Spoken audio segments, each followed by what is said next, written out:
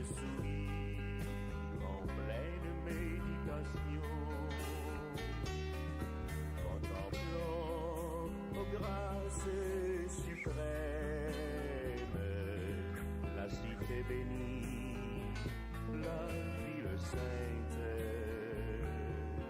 ses murailles ornées de pierres précieuses, ses parvis d'or pur comme du verre, l'éclat de tes yeux servant de lumière, et je réalise, oh, combien tu es grand.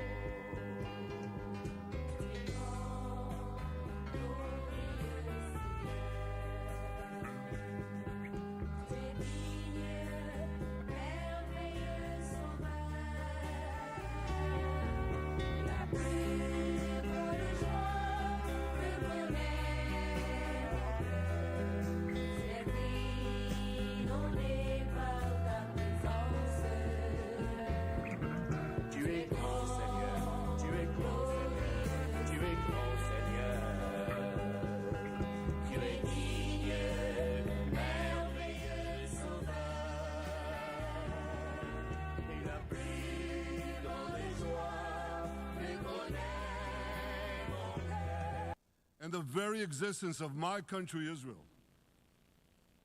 Iran was rapidly developing a massive nuclear weapons program and a massive ballistic missile program. These were meant not only to destroy Israel, they were meant also to threaten the United States and blackmail nations everywhere. From Gaza, Yahya Sinwar dispatched waves of Hamas terrorists. They stormed into Israel on October 7th and committed acts of unspeakable savagery. From Lebanon, Hassan Nasrallah had launched thousands of missiles and rockets at our cities, terrorizing our citizens. In Syria, the murderous dictator Assad hosted Iran's forces, tightening a noose of death around our throats. In Yemen, the Houthis launched ballistic missiles at Israel while choking global trade at the mouth of the Red Sea. So what's happened over the past year? We've hammered the Houthis, including yesterday.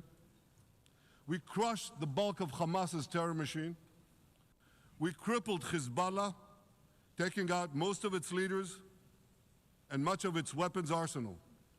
You remember those beepers, the pagers? We paged Hezbollah, and believe me, they got the message. And thousands of terrorists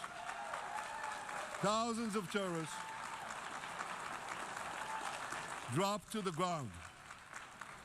We destroyed Assad's armaments in Syria. We deterred Iran's Shiite militias in Iraq. And most importantly, and above anything else that I could say to you or that we did in this past year, in this past decade, we devastated Iran's atomic weapons and ballistic missiles programs.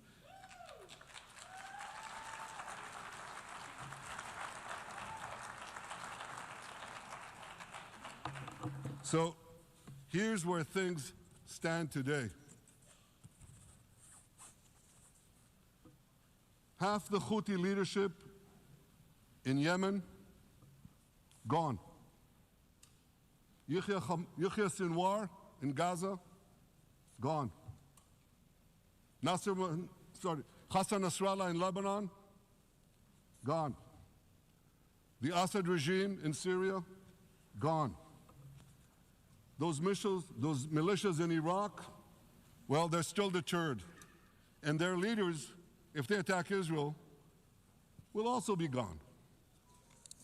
And for Iran's top military commanders and its top atomic bomb scientists, well, they're gone too.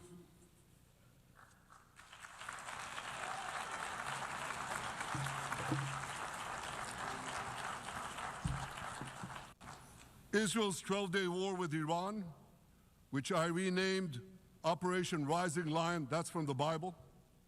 This 12-day war will go down in the annals of military history. Our daring pilots neutralized Iran's missile defenses and took control of the skies over Tehran. And you saw this. Israeli fighter pilots and American B-2 pilots bombed Iran's nuclear enrichment sites. I want to thank President Trump for his bold and decisive action.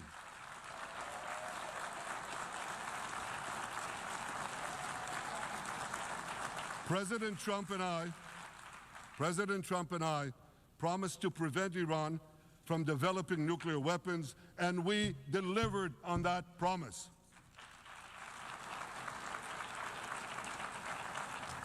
We removed an existential threat to Israel, and a mortal threat to the civilized world. We lifted a dark cloud that could have claimed millions and millions of lives. But, ladies and gentlemen, we must remain vigilant. We must remain absolutely clear-minded and vigilant.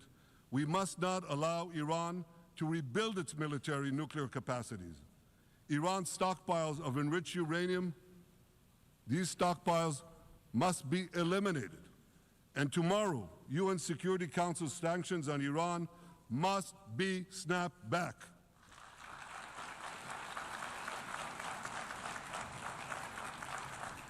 Thanks to the resolve of our people, the courage of our soldiers, and the bold decisions we took, Israel rebounded from its darkest day to deliver one of the most stunning military comebacks in history.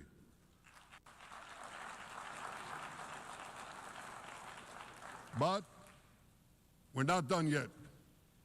The final remnants of Hamas are holed up in Gaza City.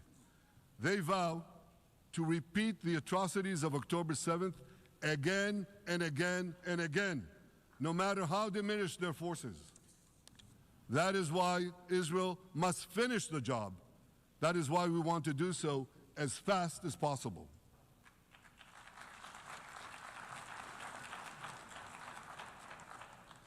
Ladies and gentlemen, much of the world no longer remembers October 7th, but we remember. Israel remembers October 7th. On that day, well, I'll tell you, you can remember October 7th too. You see this large pin here? It's a QR code. What I ask you to do is hold up your phones, zoom in, and you too will see why we fight and why we must win. It's all in here. On October 7th, Hamas carried out the worst attack on Jews since the Holocaust. They slaughtered 1,200 innocent people, including over 40 Americans and foreign nationals from dozens of countries represented here. They beheaded men. They raped women. They burnt babies alive. They burnt babies alive in front of their parents. What monsters. And these monsters took more than 250 people hostage. And those included Holocaust survivors, grandmothers and their grandchildren. Who takes hostage grandmothers and grandchildren? Hamas does. So far, we've brought home 207 of these hostages, but 48 still remain in the dungeons of Gaza. 20 of them are alive, starved, tortured, deprived of any daylight, deprived of humanity. These are the names of the 20 living hostages. Matan Angrest, Gali and Zerv Berman, brothers. Elkanah Buchbot, Rom Braslavsky, Nimrod Cohen, Ariel and David Cunyo, another pair of brothers. Guy Gilboa Dalal, Eviatar David. You saw the picture of Eviatar David, emaciated, forced to dig his own grave. Maxim Herkin, Eitan Horn, Segev Kalfon, Bar Kupperstein, Omri Meran, Eitan Moore, Yosef Chaim Ochana, Alon Ohel, Avinatam Or, and Matan Tsengarker. Now, ladies and gentlemen, I want to do something I've never done before. I want to speak from this forum directly to those hostages through loudspeakers. I've surrounded Gaza with massive loudspeakers connected to this microphone in the hope that our dear hostages will hear my message. And I'll say it first in Hebrew and then in English. אחינו הגיבורים, מדבר ראש הממשלה בנימין נתניהו. אני פונה עליכם מעל בימת האו"ם. לא שכחנו אתכם, אפילו לא לשנייה. העם כולו איתכם, ואנחנו לא נשקוט ולא נרפה עד שנחזיר את כולכם הביתה. החיים והחללים כאחד.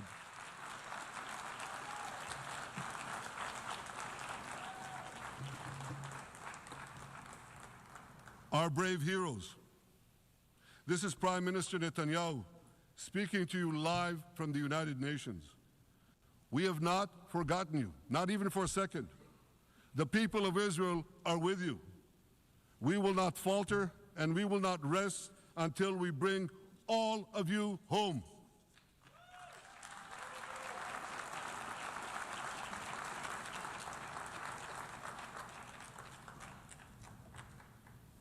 Ladies and gentlemen, thanks to special efforts by Israeli intelligence, my words are now also being carried. They're streamed live to the cell phones of Gazans. So to the remaining Hamas leaders and to the jailers of our hostages, I now say, lay down your arms.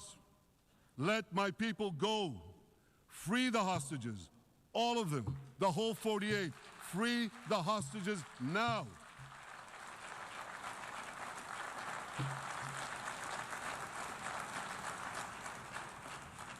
If you do, you will live. If you don't, Israel will hunt you down. Ladies and gentlemen, if Hamas agrees to our demands, the war could end right now. Gaza would be demilitarized, Israel would retain overriding security control, and a peaceful civilian authority would be established by Gazans and others committed to peace with Israel. And of course, you understand that the war in Gaza has affected every Israeli. But I'm sure there are people in New York or in London or in Melbourne and elsewhere who are probably thinking, what does all of this have to do with me? And the answer is everything. Because our enemies are your enemies. So let's do something else. So first at the UN, let's do a pop quiz. And raise your hand if you know the answer. Here's the first question. Who shouts death to America? Is it A, Iran, B, Hamas, C, Hezbollah, D, the Houthis, or E, all of the above? All of the above. Correct, all of the above. Second question. Who has murdered Americans and Europeans in cold blood? Is it A, Al-Qaeda, B, Hamas, C, Hezbollah, D, Iran, or E, all of the above? All of the above. Correct. Again. So here's the point I wanted to make. Our enemies hate all of us with equal venom. They want to drag the modern world back to the past, to a dark age of violence, fanaticism, and terror. I think many of you are already feeling in your own societies the radical Islamist surge. You know, I'm sure you do, you know deep down that Israel is fighting your fight. So I want to tell you a secret. Behind closed doors, Many of the leaders who publicly condemn us privately thank us. They tell me how much they value Israel's superb intelligence services that have prevented time and again terrorist attacks in their capitals, time and again saving countless lives. General George Keegan, former head of U.S. Air Force intelligence, once said, "If the United States had to gather on its own the intelligence that Israel gives us, we would have to establish 5 CIAs. 5 CIAs. This past June, when Israel struck Iran's nuclear facilities, German Chancellor Merz admitted the truth. He said, Israel is doing the dirty work for all of us. President Trump understands better than any other leader that Israel and America face a common threat. He showed the world that when Iran and its proxies murder Americans, take Americans hostage, shout death to America, burn American flags, and try to assassinate the President of the United States, not once, but twice. He showed them there is a price to pay for all that.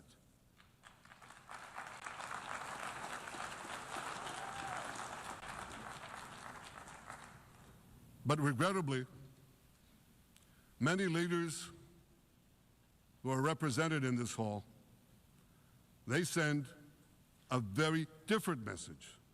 Sure, in the days immediately following October 7th, many of them supported Israel. But that support quickly evaporated when Israel did what any self-respecting nation would do in the wake of such a savage attack.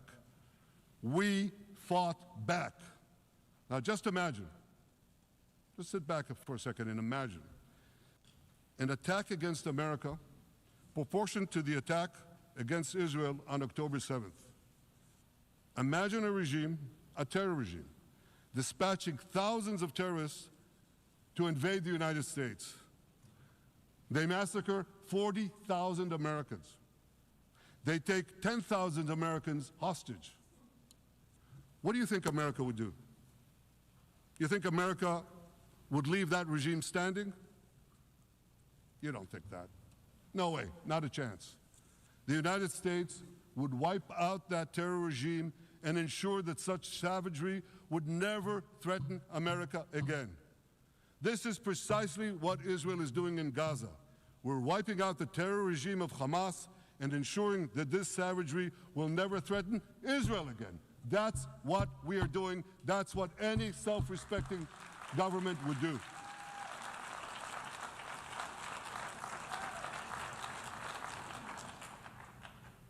Yet, and it's a yet that I'm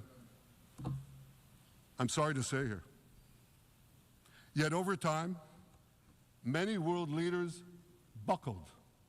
They buckled under the pressure of a biased media, radical Islamist constituencies, and anti-Semitic mobs. There's a familiar saying, when the going gets tough, the tough get going. Well, for many countries here, when the going got tough, you caved. And here's the shameful result of that collapse. For much of the past 2 years, Israel has had to fight a 7-front war against barbarism with many of your nations opposing us. Astoundingly, as we fight the terrorists who murdered many of your citizens, you are fighting us. You condemn us, you embargo us, and you wage political and legal warfare, it's called lawfare, against us. I say to the representatives of those nations, this is not an indictment of Israel. It's an indictment of you. It's an indictment of weak-kneed leaders who appease evil rather than support a nation whose brave soldiers guard you from the barbarians at the gate. They're already penetrating your gates. When will you learn? You can't appease your way out of jihad, and you won't escape the Islamist storm by sacrificing Israel. To overcome that storm, you have to stand with Israel But that's not what you're doing. As the prophets of Israel foretold in the Bible, you've turned good into evil and evil into good. Now I want to drill down on this. Take the false charge of genocide. Israel is accused of deliberately targeting civilians. Ladies and gentlemen, the opposite is true. The head of urban warfare studies, Colonel John Spencer, he's perhaps the world's greatest expert on urban warfare. And he says, Israel is applying more measures to minimize civilian casualties than any military in history. And because we're doing that, the ratio of non-combatant to combatant casualties is less than 2-to-1 in Gaza. That's an astoundingly low ratio, lower than NATO's wars in Afghanistan and Iraq, especially when you consider that Gaza is one of the most densely populated urban areas on Earth. It has hundreds of miles of terror tunnels underground, and it has countless terror towers above ground, and thousands of terrorists embedded in the tunnels and in these towers in civilian areas. If you want to see what measures Israel takes to avoid civilian casualties in this war, just look at what we're doing now in Gaza City, the last Hamas stronghold, one of the two last strongholds. For 3 weeks, Israel dropped millions of leaflets, sent millions of text messages, and made countless phone calls urging civilians to leave Gaza City before our military moves in. At the same time, Hamas implants itself in mosques, schools, hospitals, apartment buildings, and tries to force those civilians not to leave, to stay in harm's way. And it often threatens them at gunpoint if they try to do so. For Israel, every civilian casualty is a tragedy. For Hamas, it's a strategy. Hamas uses civilians as human shields and as props in its sick propaganda war in Israel, against Israel, a propaganda war that the Western media buys hook, line, and sinker. Now, despite Hamas's threats, close to 700,000 Gazans, almost 750,000, have already heeded our calls and moved to safe zones. Now I want to ask you a simple question, a simple, logical question. Would a country committing genocide plead with the civilian population it is supposedly targeting to get out of harm's way? Would we tell them, get out, if we want to commit genocide? We're trying to get them out. And Hamas is trying to keep them in. And this charge is so baseless. The comparison to genocide, wholesale slaughter of populations. What, did the Nazis ask the Jews to leave, kindly leave, go out? Did others, you want me to name all the genocidal leaders of history? Just go one by one. Did anyone do this? Did they say, get out so we can come in? Of course not. So the truth has been turned on its head. Hamas, a genocidal terrorist organization whose charter calls for the murder of all Jews on the planet. This genocidal organization is given a pass. It's barely mentioned. While Israel, which does everything it can to get civilians out of harm's way, Israel is put in the dock. What a joke. You want to hear another one? Israel is accused of deliberately starving the people of Gaza when Israel is deliberately feeding the people of Gaza. Since the beginning of the war, Israel has led into Gaza more than 2 million tons of food and aid. That's 1 ton of aid for every man, woman, and child in Gaza. Nearly 3,000 calories per person per day. Some starvation policy. If there are Gazans who don't have enough food, it's because Hamas is stealing it. Hamas steals it, hoards it, and sells it at exorbitant prices to fight its war machine. Last month, even the UN, not exactly a supporter of Israel. You're supposed to laugh, by the way.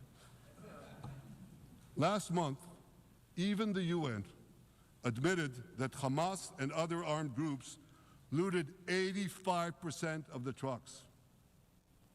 That's why you have deprivation. Those who peddled the blood libels of genocide and starvation against Israel are no better than those who peddled blood libels against the Jews in the Middle Ages when they falsely accused us of poisoning wells, spreading plague, and using the blood of children to bake Passover matzahs. Anti-Semitism dies hard. In fact, it doesn't die at all. It just keeps coming back with its libelous lies, refurbished, regurgitated over and over again. And I want to tell you something else. These anti-Semitic lies, they have consequences. In recent months, Jews have been assaulted in Canada, Australia, Britain, France, the Netherlands, and elsewhere. Here in America, an elderly Holocaust survivor was burned to death in Colorado. And a beautiful young couple from the Israeli embassy in Washington was brutally gunned down right in front of the Holocaust Museum there. Thankfully, President Trump's administration is forcefully fighting the scourge of anti-Semitism, and every government here should follow its lead. But instead, many do the opposite. They actually reward the worst anti-Semites on earth. This week, the leaders of France, Britain, Australia, Canada, and other countries unconditionally recognized a Palestinian state. They did so after the horrors committed by Hamas on October 7th. Horrors praised on that day by nearly 90% of the Palestinian population. Now, let me say that again. Nearly 90% of Palestinians supported the attack on October 7th. It's not supported only, they celebrated it. They danced on the rooftops. They threw candies. That's both in Gaza and in Judea, Samaria, the West Bank, as you call it. And it's just the way they celebrated another horror, 9/11. They danced on the rooftops. They cheered. They threw candy. You know what message the leaders who recognize the Palestinian state this week sent to the Palestinians? It's a very clear message. Murdering Jews pays off. Well, I have a message for these leaders. When the most savage terrorists on earth are effusively praising your decision, you didn't do something right. You did something wrong, horribly wrong. Your disgraceful decision will encourage terrorism against Jews and against innocent people everywhere. It will be a mark of shame on all of you. But wait a minute, Mr. Prime Minister, they tell me. Wait a minute. We believe in a two-state solution where the Jewish state of Israel will live side by side in peace with the Palestinian state. There's only one problem with that. The Palestinians, they don't believe in this solution. They never have. They don't want a state next to Israel. They want a Palestinian state instead of Israel. And that's why every time they were offered a Palestinian state, but were required to end the conflict with Israel and recognize the Jewish state, every time, over the decades, they turned it down. And that is why every time they were given territory, they used it to attack us. In fact, they effectively had a Palestinian state in Gaza. So what did they do with that state? Peace? Coexistence? No. They attacked us time and time again. Totally unprovoked. They fired rockets into our cities. They murdered our children. They turned Gaza into a terror base from which they committed the October 7th massacre. So here's the uncomfortable truth. The persistent Palestinian rejection of a Jewish state in any boundary is what has driven this conflict for over a century. It is still driving it. It's not the absence of a Palestinian state. It's the presence and existence of a Jewish state. And I find it amazing, that the foreign chancelleries and the ministries and all those who pontificate about this, and the leaders, how can they not see this basic truth when it is repeated again and again and again ad nauseum? And I want to say something else.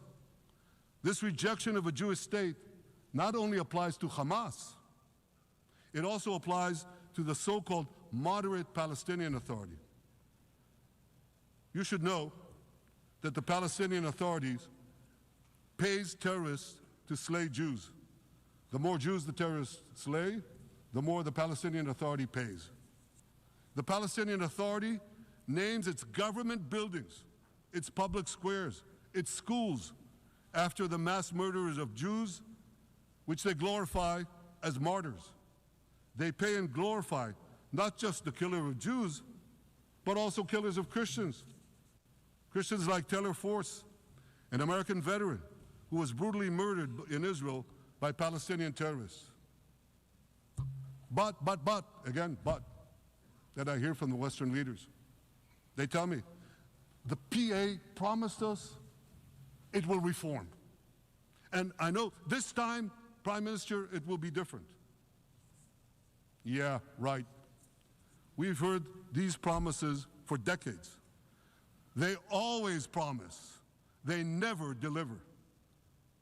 Because you see, the Palestinian Authority is corrupt to the core. They haven't held elections in 20 years. They use the same textbooks as Hamas, exactly the same textbooks. They teach their children to hate Jews and destroy the Jewish state. And Christians don't fare much better. When Bethlehem, the birthplace of Jesus, was under Israeli control, 80% of its residents were Christians. But since the PA took control, that number has dwindled to under 20%.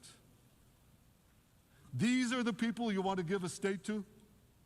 What you're doing is giving the ultimate reward to intolerant fanatics who perpetrated and supported the October 7th massacre. Giving the Palestinians a state 1 mile from Jerusalem after October 7th is like giving Al-Qaeda a state 1 mile from New York City after September 11th. This is sheer madness. It's insane, and we won't do it.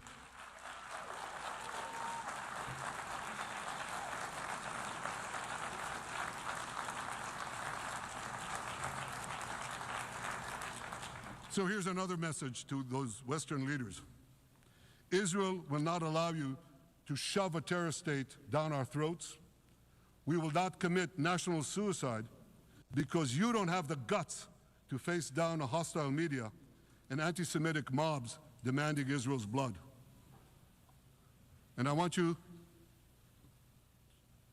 to grasp something else, which is also distorted in the media.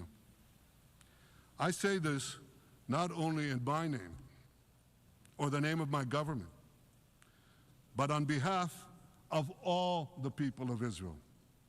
Last year, there was a vote in the Knesset, our parliament, whether or not to oppose the imposition of a Palestinian state. You want to guess what the results were? Out of 120 members of our parliament, 99 voted against and only 9 supported. That's over 90%. It's not a fringe group. It's not the prime minister who himself is extreme or he's held hostage by extreme parties to his right. It's over 90% of Israelis. My opposition to a Palestinian state is not simply my policies or my government's policy. It's the policy of the state and people of the state of Israel.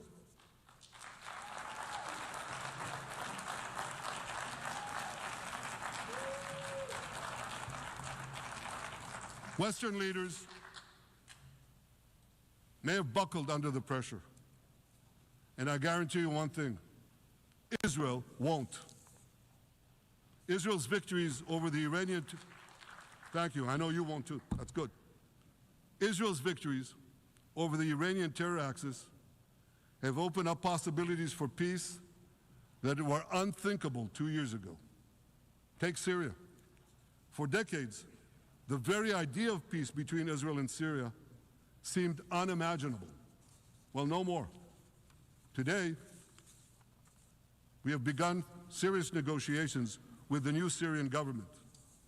I believe an agreement can be reached that respects Syria's sovereignty and protects both Israeli security and the security of the minorities in the region, including the Druze minority. From the founding of Israel, Jews and Druze have been brothers in arms. We have fought together, we've bled together, we built our lives together. When I was a young commander in Israel's Special Forces, my own life was saved by the invaluable advice given to me by a great friend, Salim Shufi, a heroic Druze IDF veteran. And that's why I couldn't sit idly by, nor could Israel sit idly by, while the Druze were being slaughtered by jihadists. And I instructed our forces to stop the massacre, which they promptly did. Peace between Israel and Lebanon is possible as well.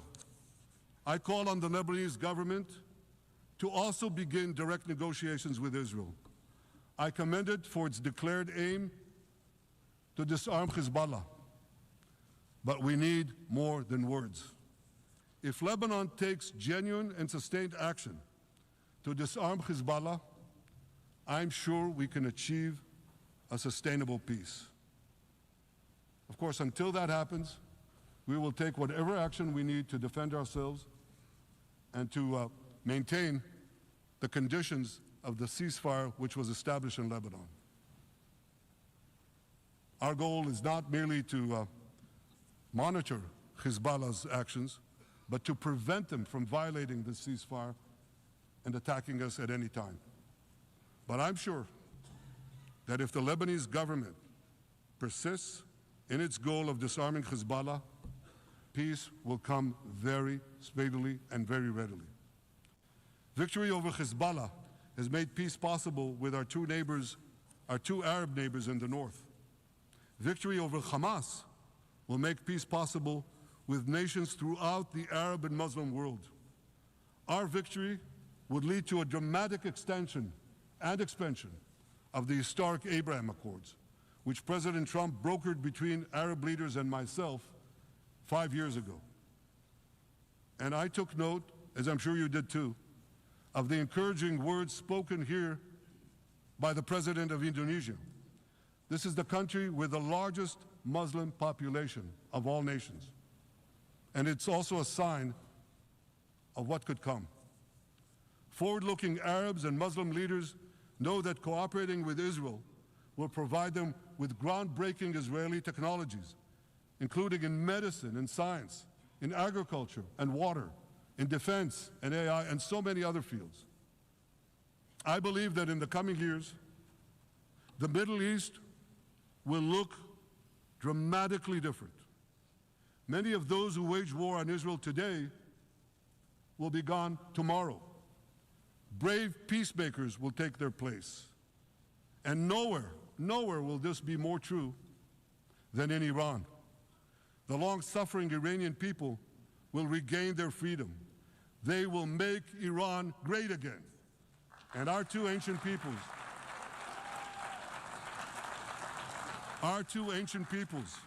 the people of Israel and the people of Iran, will restore a friendship that will benefit the entire world. Ladies and gentlemen,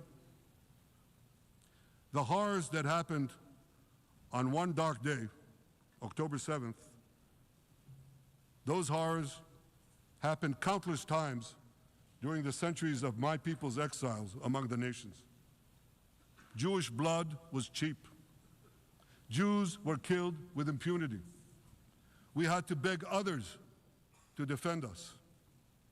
The rise of Israel did not mean that the attempts to destroy us would end. It meant that we could fight back against those attempts. And that is exactly what Israel has done since October 7th. Our sons and daughters fought like lions our brave soldiers donned their uniforms and rushed into battle. They were armed with the dreams of the 100 generations of Jews who came before them. The dream of living as a free people in the land of Israel, our beloved homeland for more than 3,000 years. The dreams of living in our own independent state. The dream of having an army to defend ourselves. And the dream of being a light unto the nations, a beacon of progress, ingenuity, innovation for the benefit of all humanity. On October 7th, the enemies of Israel tried to extinguish that light. 2 years later, the resolve of Israel and the strength of Israel burned brighter than ever. With God's help, that strength and that resolve would lead us to a speedy victory and to a brilliant future of prosperity and peace. Thank you very much.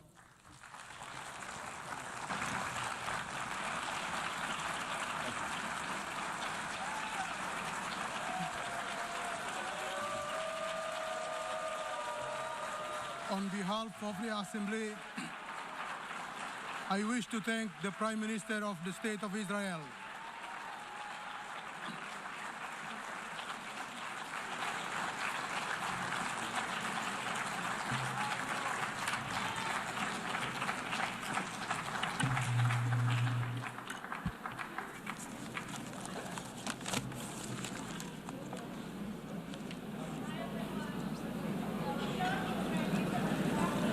There's a pen also.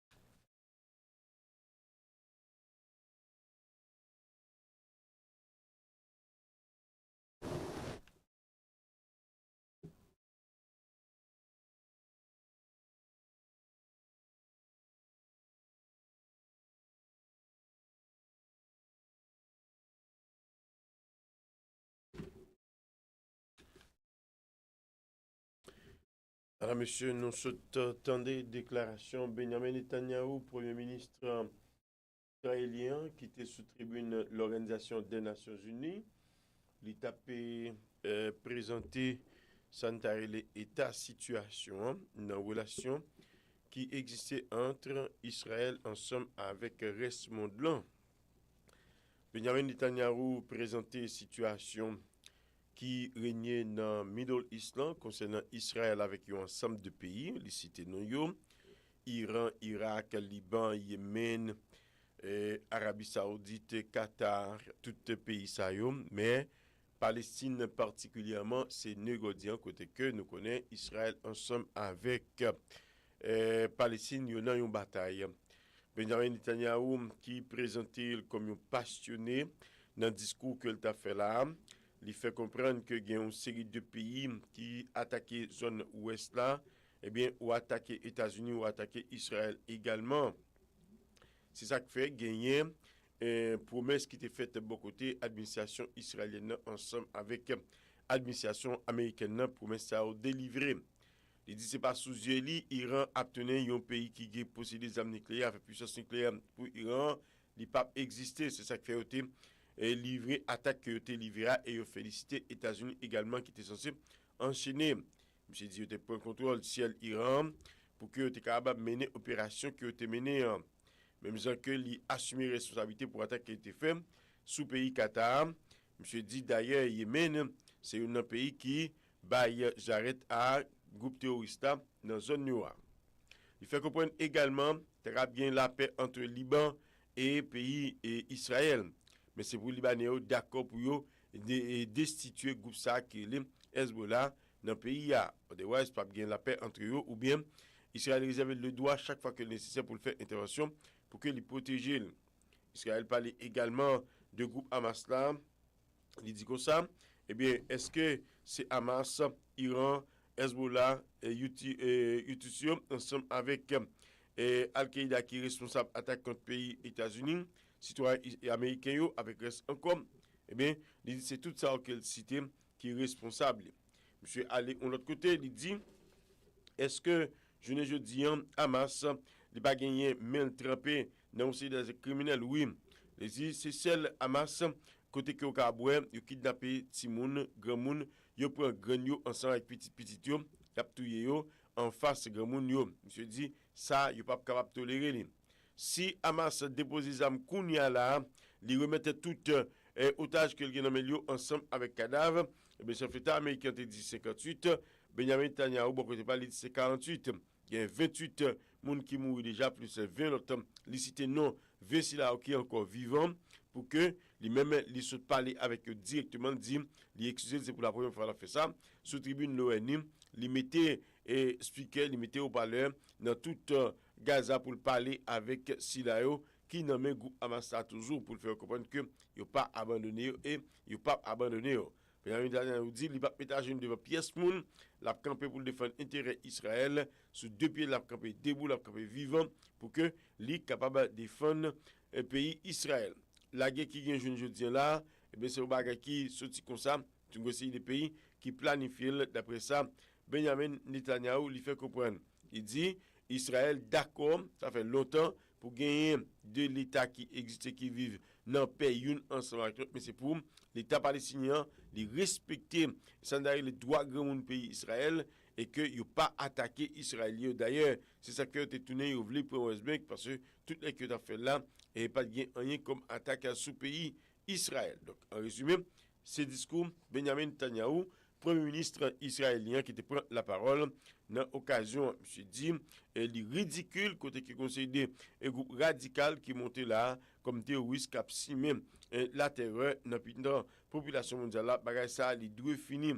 Monsieur dit, n'a pas essayé en pile et nous fait ça déjà pendant 2 fois pour nous voir que gagnons c'est le monde qui essaie alors que c'est le monde qui essaie 2 fois déjà pour tuer président américain, c'est monde qui dans extrême gauche ou c'est monde qui dans extrême droite d'après Benjamin Netanyahu qui fait comprendre que tous les démons ça ont arrivé maîtriser qui t'a essayé tenter pour tirer président République des États-Unis. On a parlé de monsieur Donald Trump. Donc monsieur dit il est prêt pour le aller mais il pas qu'à quitter une organisation pareille dans n'importe monde. C'est ça qui fait il était toujours au pouvoir dans le pays Israël. Et puis il faut connaître que tu as comme ça là pour gagner James Comey qui va gagner pour le présenter devant le tribunal, c'est pour la première fois et que monsieur lui-même il est indicté là, monsieur va gagner pour le présenter devant le tribunal pour le tendre et accusation que mettez sous le lit, est-ce que la prêté en prison ne vous connaît, monsieur pose même question en tout. Et puis chef d'État américain Ligue là pour partir quitter la cour Washington pour rentrer dans la cour New York, il peut assister à une compétition, il va donner comme président. Et puis gagner tout Nicolas Sarkozy, ancien président pays de la France qui condamné là pour passer 5 ans en prison, cependant monsieur dénoncé jugement si là il claim innocence, monsieur dit il pas normal pour faire ça ou faire là et qu'il pas travail pour ça. Donc Nicolas Sarkozy qui capable appeler le dossier et que même les il fait appel là, ça a semblé que selon Jean-Paul décision monsieur va aller en prison quand même. Il capable passer entre 2 à 3 ans en prison selon information yo pendant monsieur. Actuellement on parle avec là, c'est Pakistanais qui eux même prend tribune Nations Unies qui a adressé on songe que Pakistan tout Afghanistan yo problème Afghanistan particulièrement côté que États-Unis veut retourner à prendre base militaire qui de bois et puis gagner là-dedans qui gagne quelques frappes ou dit qui méritait pour que yo garder yo. Madame monsieur, nous pensons avant nous disons merci pour fidélité, nous demandons pour rester ensemble avec nous. Nous allons retourner pour nous informer plus tard autant que l'Éternel prête dans la vie. Merci tout le monde. Bye bye.